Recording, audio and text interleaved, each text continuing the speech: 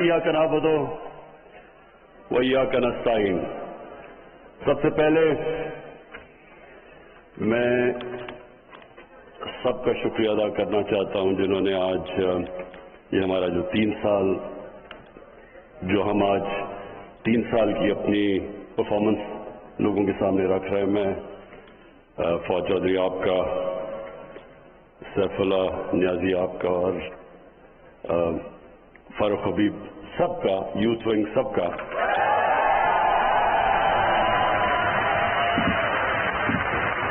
ये और एक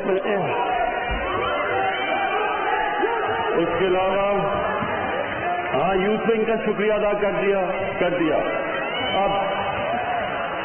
अब मैं सबको वेलकम करता हूं यहाँ।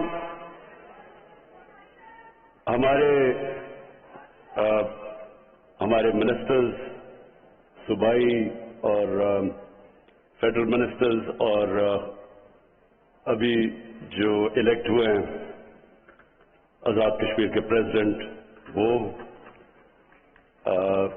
गिलगित बल्तिस्तान के चीफ मिनिस्टर, गवर्नर, सबको मैं आज यहाँ वेलकम करता हूँ।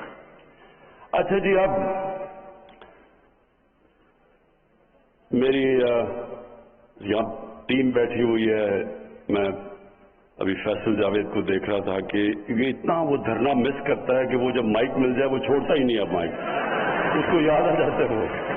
और इमरान इस्माइल और फिर अताउल्लाह खेल, ईसा खेल भी, हमने सारी कैंपेन की, जो कैंपेन हमारी थी वो सारी मुझे याद है ईसा अताउल्लाह के तराने के ऊपर। और फिर अबरार आपका भी जो टैलेंट है माशाल्लाह मैं दाद देना चाहता हूं, बड़ा वर्सेटाइल है आपका टैलेंट। और अब मुझे समझ नहीं आ रही कि मैं अपने गवर्नर इमरान इस्माइल को किस तरह उसको दाद दूं, क्योंकि उसमें अब पता नहीं पोटेंशियल ये तरानों का ज्यादा है या इसकी गवर्नरशिप में ज्यादा है, लेकिन उसका अच्छा जी, मैं ये 3 साल जो हमारी परफॉर्मेंस है वो आपके सामने रखने से पहले मैं एक चीज, क्योंकि मैं जो यूथ है ये हमारा फ्यूचर है, हमारी ज्यादातर आबादी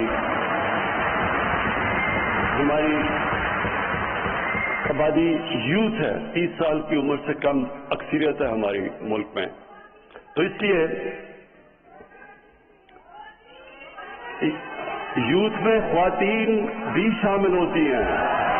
वो यूथ से अच्छा एक मिनट, यूथ विंग आपने चुप करके शोर नहीं बजाना, आराम से सुनिए मेरी बात। अब सुने, नारे नहीं, अभी नारे नहीं।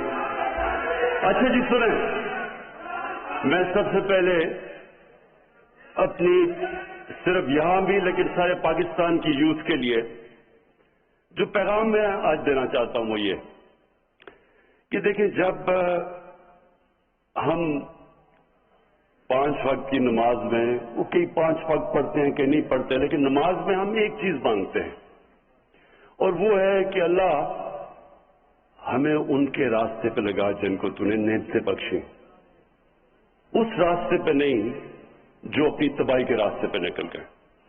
मैं सिर्फ चाहता हूं कि इसके ऊपर गौर करें, क्योंकि जो जिंदगी का फलसफा है वो इस छोटे से आयत के अंदर है।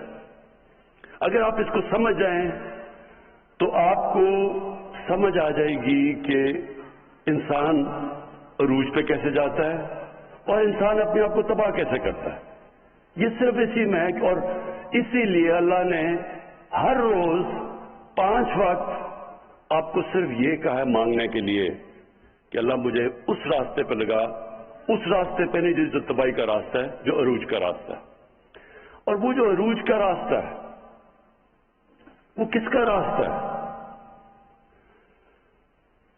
वो सबसे अल्लाह के महबूब, सबसे अजीम इंसान जो कभी ना इस तरह का अजीम इंसान आया है और ना आएगा, हमारे नबी सल्लल्लाहु अलैहि वसल्लम। یہ سمجھنے کی بات ہے. جب اللہ ہمیں حکم دیتا ہے کہ ان کی زندگی سے سیکھو تو اللہ بے نیاز ہے. یہ صرف وہ ہماری بہتری کے لیے اللہ کہتا ہے. اگر ہم نے ایک عظیم انسان بننا ہے تو اللہ نے راستہ بتا دیا. اور اسی لیے یہ ضروری ہے کہ ہماری یوتھ کو، ہمارے بچوں کو، خاص طور پر آج کل کے زمانے میں بہت ضروری ہے اس چیز کا سمجھنا کہ ہم جب ان کے راستے پہ چلتے ہیں تو ہم اپنی عظمت کے راستے پہ جاتے ہیں. اور جب ابھی یہ ساری جو اسٹرگل کی ویڈیوز دکھائی گئی کہ ہماری، اور واقعی بڑی لمبی اسٹرگل ہے، 25 سال اور 22 سال پہلے اقتدار کے باہر، تو یہ میری انسپریشن کیا تھی اسٹرگل کی؟ ایسے ایسے وقت تھے جب کہ 5-6 لوگ رہ گئے تھے جو ایکٹیو پارٹی میں رہ گئے تھے. ایک وقت ایسا تھا کہ پارٹی سکڑ کے 5-6 لوگوں کی رہ گئی تھی، باقی گھروں میں بیٹھ گئے تھے. اور اونچ نیچ آتی ہے، ہر تنظیم میں، انسان کی زندگی میں اونچ نیچ آتی ہے. اور وہ جو برا وقت تھا، اور جب لوگ مذاق اڑاتے تھے، مجھے کئی لوگوں نے کہا کہ جی ہمیں شرم آتی ہے، ہم جب گھر جاتے ہیں ہمارا مذاق اڑتا ہے کہ آپ تحریک انصاف میں ہیں. کئی میرے لوگ، میرے اپنے، بلکہ یہاں بھی 1-2 بیٹھے ہوں گے جن کو یاد ہوگا کہ وہ جب گھر جاتے تھے تو ان کی بیوی کیا کہتی تھی جب وہ کہتے تھے میں تحریک انصاف میں ہوں. تو یہ میری انسپریشن، سوچنا مجھے، میں ایک انسان جس کو اللہ سب کچھ دے چکا تھا، بڑا نام تھا، کوئی کسی چیز کی کمی نہیں تھی، تو سوچے کہ مجھے یہ بار بار یہ سننا پڑتا تھا، مذاق اڑاتے تھے لوگ. کئی لوگ ویسے ہی کرکٹ کے دنوں میں میرے خلاف ہوئے تھے کیونکہ وہ جیلسی ہوتی ہے، جو کامیاب انسان ہوتا ہے اسے لوگ جیلس ہوتے ہیں. تو وہ ان کو موقع مل گیا کہ اچھا جی اب تو یہ نیچے آیا تو اس کو برا بھلا کہو. دیکھیں، میں نے صرف ایک چیز میں دیکھتا تھا کہ ہمارے نبی صلی اللہ علیہ وسلم، انہوں نے بھی بڑا مشکل وقت گزارا. اللہ کے حبیب تھے، انسان جس کو سب سے زیادہ اللہ پسند کرتے تھے. تو اگر اللہ ان کو 13 سال ان کی زندگی اگر آپ اسٹڈی کریں تو کتنے مشکل وقت سے وہ گزرے تھے.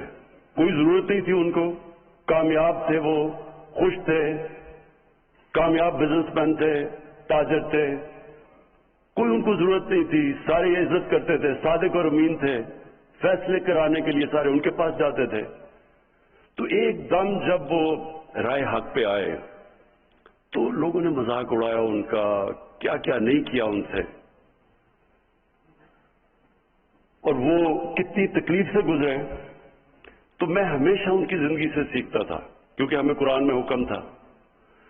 اور یہ آپ سب کے لیے، اور میں خاص طور پر اپنے یوتھ کے لیے کہنا چاہتا ہوں. دیکھیں، یہ جو 2 راستے ہیں کہ ان کے راستے پہ لگا جن کو نعمتیں بخشیں، تو کیا وہ نعمتوں کا راستہ آسان راستہ ہے؟ اگر آسان ہوتا تو سب سے زیادہ نعمتیں تو انہوں نے نبی صلی اللہ علیہ وسلم کو بخشی تھی، تو ان کا تو بڑا مشکل راستہ تھا. کہنے کا مقصد یہ ہے کہ جو ایک قرآن کی ایک آیت ہے کہ جس کو تم اپنے لیے اچھا سمجھتے ہو وہ برا ہے، وہ کئی دفعہ تمہارے لیے برا ہے، اور جس کو تم برا سمجھتے ہو وہ اچھا ہے. مطلب یہ کہ کبھی بھی برے وقت سے ڈرنا نہیں چاہیے.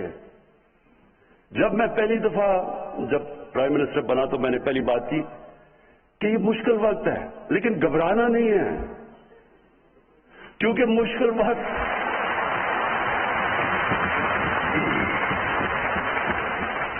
کیونکہ میں نے تو اپنی ساری زندگی مشکل وقت دیکھے ہیں.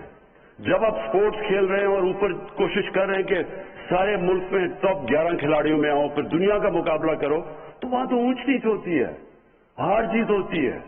کئی دفعہ لوگ تالیاں بجا رہے ہیں، وہی آپ گراؤنڈ میں جا رہے ہیں تو سارا اسٹیڈیم تالیاں بجا رہا ہے، اور وہ آپ 0 پہ آؤٹ ہو کے واپس آ رہے ہیں تو وہی 2 منٹ پہ سوئچ کر کے آپ کو گالیاں نکال رہے ہیں، مذاق اڑا رہے ہیں آپ کا. تو یہ اونچ نیچ زندگی کا حصہ. اور جو سپورٹس ہیں یہ سب سے زیادہ آپ کو تیار کرتی ہیں اسٹرگل کرنے کے لیے، کیونکہ مسلسل اسٹرگل ہے، یا آپ ہار رہے ہیں جیت رہے ہیں. تو اس لیے جب पाकिस्तान के नौजवानों, ये कभी ये ना समझना कि जिंदगी आसानी से हो जाएगी। अगर आसान जिंदगी है तो इसका मतलब कि आप जिंदगी में आपकी कोई हैसियत नहीं है। जो भी इंसान राय हक पे खड़ा होता है उसको मुश्किलों का सामना करना पड़ता है। जो भी अल्लाह ने पैगंबर दुनिया में भेजे वो सारों ने मुश्किलों का सामना किया, और वही आप मांगते हैं वो रास्ता। लोग चाहते हैं आसानियां, लेकिन रास्ता मांग रहे हैं नेमतों का, जिसको अल्लाह ने नेमतें बख्शी हैं। तो पहले मैं सिर्फ आपको ये तैयारी करना चाहता हूं कि देखें, ये कभी ना समझें कि जब मुश्किल वक्त आता तो रोना धोना शुरू कर दें, और मुश्किल वक्त आया क्यों। वो तो अल्लाह का एक निजाम है, ऊंच नीच। और जब मुश्किल वक्त आता है, अगर आप मुश्किल वक्त को सही तरह समझ लें और एनालाइज कर लें तो वही आपका अरूज का रास्ता बन जाता है। जब एक खिलाड़ी, मैं जब क्रिकेट खेलता था, मेरे से ज्यादा टैलेंटेड खिलाड़ी थे, लेकिन मैं उनसे आगे क्यों निकल गया? क्योंकि जब मेरा मुश्किल वक्त आता था, मैं फेल होता था, तो मैं उसका पूरा तज्जिया करता था। रात को सोता नहीं था जब तक मैंने ये ना समझ लिया हो अपनी ज़हन में कि क्या मैंने गलतियां की। गलतियां जब मैं ठीक करता था तो मैं पहले से बेहतर हो जाता था। और यही है एक ही तरीका ऊपर जाने का। कोई भी दुनिया में किसी ने आज तक बड़ा काम नहीं किया जो फेल नहीं हुआ। ये कोई नामुमकिन है कि कोई उठ के एकदम सीधा एक पर्ची पकड़ के और लीडर बन जाए, ऐसे नहीं हो सकता। आपको जब तक एक मुश्किल स्ट्रगल से आप नहीं गुजरते, किसी चीज में आप बड़ा काम नहीं कर सकते। कोई भी लीडर आज तक शॉर्टकट लेके नहीं बना। कायदे आजम की स्ट्रगल देखें। मैं तो एक लीडर मानता हूं पाकिस्तान का, कायदे आजम, और उनकी कभी स्ट्रगल देखी कितनी थी। जिस तरह उन्होंने स्ट्रगल किया है, और आखिर में जो बीमारी के अंदर उन्होंने स्ट्रगल किया है, इसलिए आज, और अपनी जात के लिए नहीं किया, एक बड़े मकसद के लिए किया।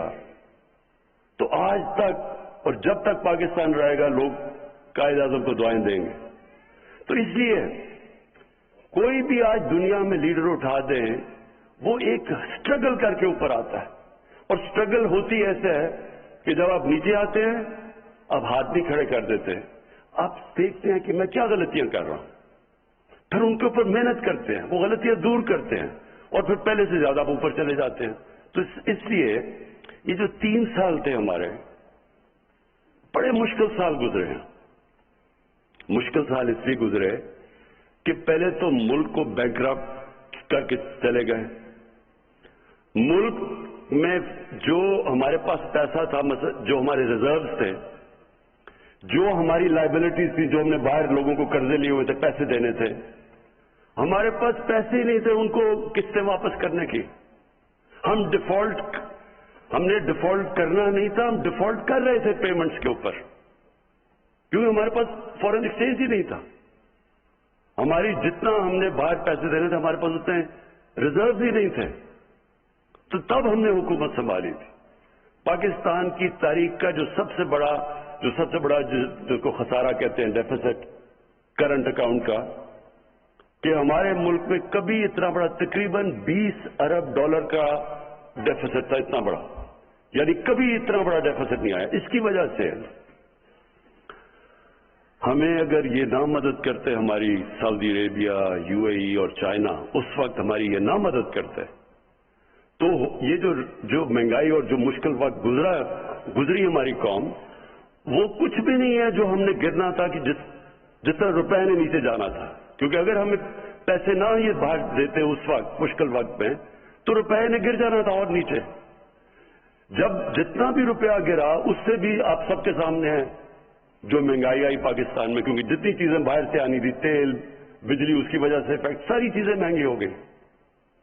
तो उस वक्त हमें जो सामना करना पड़ा, एक नई टीम थी, या तो हमें तजर्बा होता, हमारी टीम भी नई थी, और उसके बाद फिर एक इशू नहीं आया, पहले तो क्राइसिस आया, इसके मुश्किलों से आईएमएफ के पास जाना पड़ा, पैसे ही नहीं थे हमारे पास, मजबूरी आईएमएफ के पास जाना पड़ा। और जब आईएमएफ के पास आप जाते हैं تو جس طرح کوئی بھی جو جس سے آپ قرضہ لیتے ہیں وہ پوچھتا ہے کہ میرا پیسہ واپس کیسے کرو گے، اور وہ پھر شرائط لگا دیتا ہے کہ میرے پیسہ واپس کرنے کے لیے آپ کو بجلی بھی مہنگی کرنی پڑے گی کیونکہ بجلی میں خسارہ ہے، آپ کو روپے کی قیمت گرانی پڑے گی، آپ کو ٹیکس لگانے پڑیں گے. اور جب وہ IMF کی آپ شرائط پہ چلتے ہیں تو عوام کو تکلیف ہوتی ہے، عوام مشکل وقت سے گزرتی ہے. تو ہم اس مشکل وقت سے سال کے بعد نکل ہی رہے تھے کہ کورونا آ گیا. کورونا سے پہلے بھی ایک چیز ہوئی، پلوامہ آ گیا. وہ میں صرف پلوامہ میں اللہ نے ہمیں بڑی کامیابی دی، اور میں آج اپنی خاص طور پہ اپنی فوج کا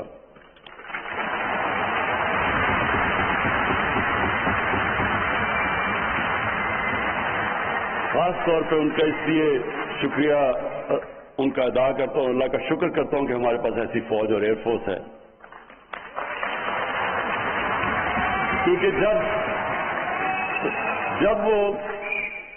جب وہ فیصلہ کرنا تھا، اور بڑا ایک جب انہوں نے ہماری پاکستان میں آ کے رات کو وہ بمباری کی ان کے جہاز سے، تو اس وقت مجھے احساس ہوا کہ اگر ہمارے پاس اس طرح کی فوج نہ ہو جو ہمیں کانفیڈنس ہو کہ یہ ہمیں سیکیورٹی دے گی، تو کتنا ایک طاقتور ایک بڑا ملک، 7 گنا زیادہ بڑا ملک، اس کے سامنے کیا کرے گی، ہماری عوام کیا کرے گی. تو ادھر احساس ہوتا ہے اپنی فوج کا. اور پھر مجھے یہ ان 3 سالوں میں جو سب سے زیادہ تکلیف ہوئی کہ جس طرح یہ جو مافیا ہے، انہوں نے ہماری فوج کے خلاف جو تقریریں کی، جو سٹیٹمنٹس دی. دیکھیں، میں نے بھی فوج کی تنقید کی ہوئی ہے ماضی کے اندر، میں نے بھی کیا. کوئی بھی ادارہ ہے، عدلیہ ہے، وہ بھی غلطیاں کرتی ہے، فوج بھی غلطیاں کرتی ہے، ہم پالیٹیشنز غلطیاں کرتے ہیں. لیکن یہ تو نہیں مقصد کہ آپ اپنی فوج کو برا بھلا کہنا شروع ہو جائیں، فوج کے پیچھے پڑ جائیں. اور فوج کے پیچھے اس لیے پڑے ہیں کہ آپ چاہ رہے ہیں کہ کسی طرح فوج گورنمنٹ کو گرا دے، یا اپنے آپ کو ڈیموکریٹس کہتے ہیں اور ان کے پیچھے پڑے ہوئے ہیں کہ ڈیموکریٹک گورنمنٹ کو گرا دیں. تو اس لیے جو انہوں نے تنقید کی، اور باہر جو پوری ہمیں پتا کہ ہندوستان کی لابی پوری طرح کوشش میں ہے کہ پاکستانی فوج کو برا بھلا کہے، اس کے پیچھے پڑے. ابھی جو افغانستان میں ہو رہا ہے، پورا زور لگایا ہوا ہے کہ جی یہ طالبان صرف جیتے ہیں پاکستان کی فوج کی وجہ سے، اور پوری کیمپین چلی ہوئی ہے ہماری فوج کو ڈسکریڈٹ، اور اب سے نہیں دیر سے چل رہی ہے. اور یہاں بیٹھے ہوئے لوگ پورا انہوں نے محاذ بنایا ہوا ہے فوج کے خلاف. اور میں یہ آپ کو کہتا ہوں کہ مجھے میں نے ویلیو کیا اپنی فوج کو جب وہ پلوامہ ہوا، کہ ہمیں ایک کانفیڈنس تھا، اس لیے ہم دلیری سے ان کو کہہ سکتے تھے، نریندر مودی کو، کہ اگر تم نے کچھ کیا تو ہم تمہیں واپس جواب دیں گے. اگر ہماری فوج اگر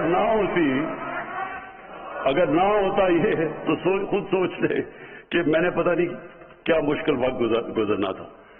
اچھا، اس کے بعد کورونا ہو گیا. اب کورونا کے اندر آپ لوگوں کو پوری طرح اندازہ نہیں ہے کہ وہ کتنا ہمارے لیے مشکل وقت تھا. ایک منٹ بس، اب آپ نے مجھے انٹرپٹ نہیں کرنا، اوکے؟ ساتھ والوں نے پکڑ کے اس کو باہر نکال دینا اگر کیا. اچھا سنیں،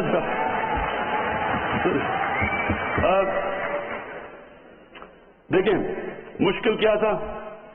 ہم دیکھ رہے تھے باہر، وہاں جناب اسپین کے اندر، اٹلی کے اندر، انگلینڈ کے اندر وہ ان کے ہاسپٹل بھرے ہوئے ہیں، لوگ سڑکوں پہ ہیں.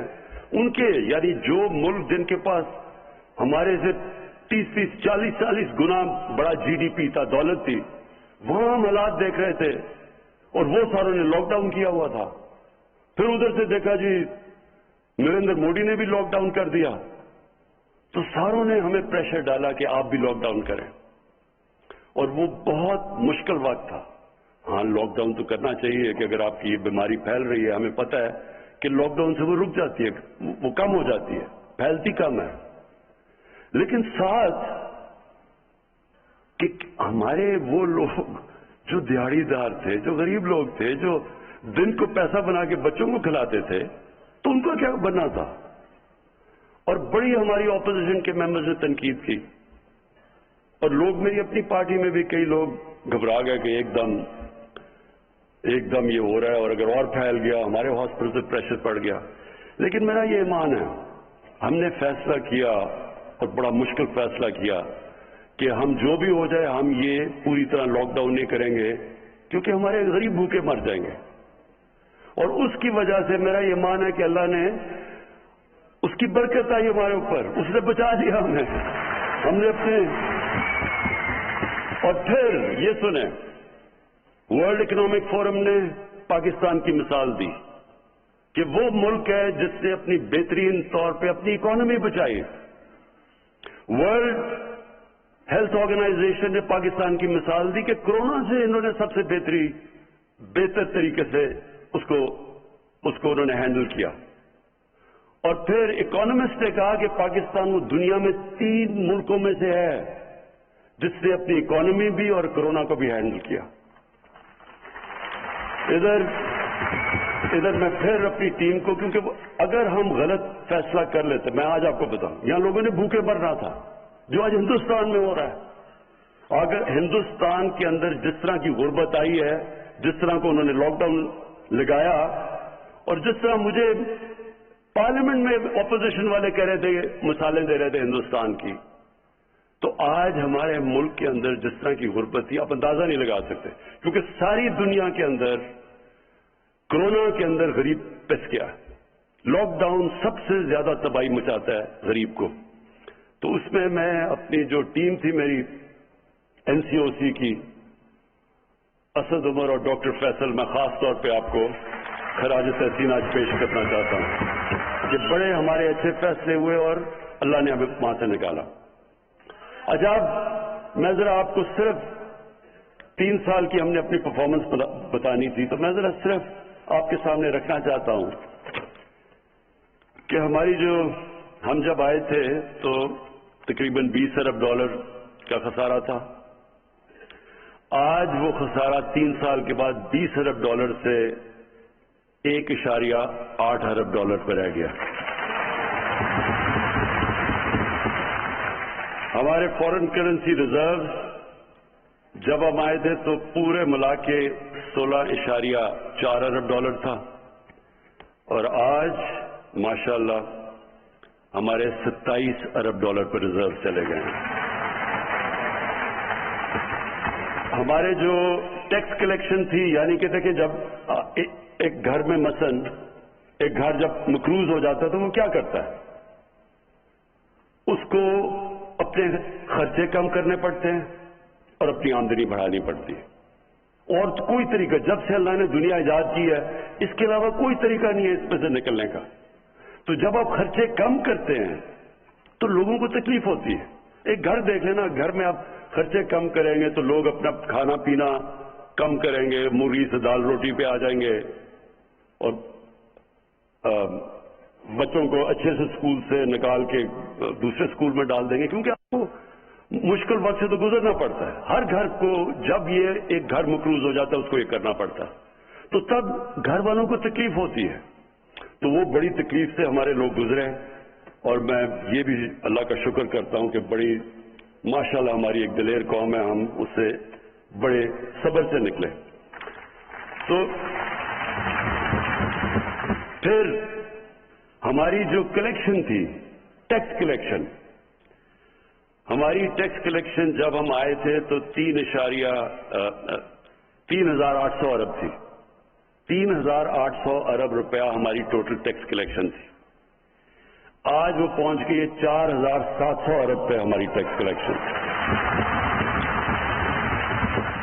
اور یہ جو سارے میں آپ کو فگرز دے رہا ہوں یہ اسحاق ڈار کے نہیں ہیں, یہ اصل ہیں.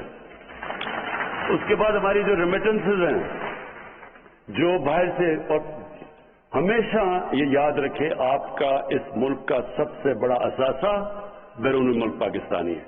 یہ سب سے بڑا ہمارا اثاثہ ہے. انہوں نے ہمیں اس وقت اس قوم کو ان کا خاص شکریہ ادا کرنا چاہیے، کیونکہ انہوں نے ہمیں بڑے مشکل وقت سے نکالا. ہماری ریمیٹنسز تھی جب ہم آئے، جو اوورسیز پاکستانی جو پیسہ بھیجتے تھے وہ تھی 19.9 ارب ڈالر، اور آج ہماری ریمیٹنسز پہنچ گئی ہیں 29.4 ارب ڈالر. تقریباً 10 ارب ڈالر ایکسٹرا ریمیٹنسز آئیں. اچھا، پھر جو ہمارا جس وقت ہم بالکل شروع میں آئے تو جب خرچے کم کیے، ہماری اکانومی کمزور ہوئی، بے روزگار ہو گئے. آج دیکھیں ذرا حالات. آج ہماری جو اکانومی، جو انڈسٹری جو اٹھاتی ہے اکانومی، اس میں جو اضافہ ہوا ہے وہ 18% ہوا ہے. یہ 10 سال کے بعد ہماری اتنی تیزی سے انڈسٹری اوپر جا رہی ہے، جس سے لوگوں کو روزگار بھی مل رہا ہے. اور ہمارا جو کنسٹرکشن کا سیکٹر ہے جو سب سے زیادہ روزگار دیتا ہے، اس میں سیمنٹ 42% اس کی سیلز بڑھی ہے. ہمارے جو ایگریکلچر ہے 1100 ارب روپیہ ہمارا اضافی کسانوں کے پاس اضافی کیا ہے. اور وہ نظر آتا ہے کہ ریکارڈ ہماری موٹر سائیکلوں کی بکی ہیں، ریکارڈ ٹریکٹر ہمارے بکے ہیں، اور گاڑیوں کی سیل 85% بڑھ گئی ہے. ٹویوٹا نے اپنی ساری تاریخ میں اتنی گاڑیاں نہیں بیچی جو آج بیچی ہیں. اس کا مطلب کہ لوگوں کے اندر خوشحالی آ رہی ہے. اور پھر جو ہمارے آنے سے اب جو میں دوسری چیز کہنا چاہتا ہوں کہ ہمارا آنے میں تین چیزیں، ہمارا جو سلوگن ہے کہ انصاف، انسانیت اور خودداری. تو انصاف کے لیے انصاف کیا ہے؟ انصاف کا مطلب قانون کی بالادستی، قانون کی حکمرانی. میں ذرا صرف آپ کو سمجھاتا ہوں کہ اس میں فرق کیا ہوتا ہے. جدھر قانون کی حکمرانی ہوتی ہے وہاں سب قانون کے سامنے ایک برابر ہوتے ہیں. جب طاقت کی حکمرانی ہوتی ہے تو طاقتور کے لیے قانون اور کمزور کے لیے دوسرا. میں آپ کو ایک مثال دیتا ہوں جو پاکستان میں اگر آپ کو آسان